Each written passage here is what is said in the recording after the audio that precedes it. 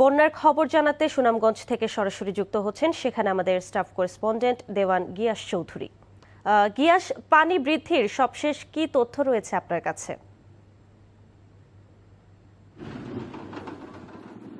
আদিবা, আপনি দেখছেন আমার পেছনের এই যে জায়গাটি আছে, এটা সুনামগঞ্জ সদর উপজেলা মোল্লাপাড়া ইউনিয়নের এবং এটি একটি আঞ্চলিক সড়ক ইউনিয়নের, এবং এই সড়কটি এই যে ডুবে আছে।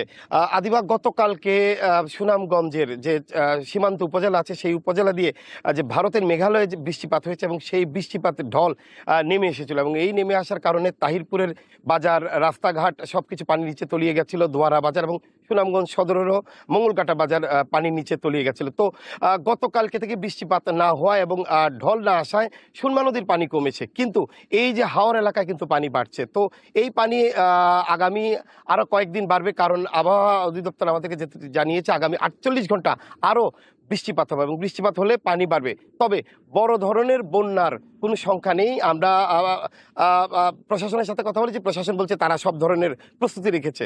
আদিবা, জানছিলাম সুনামগঞ্জের পানি বাড়ার খবর।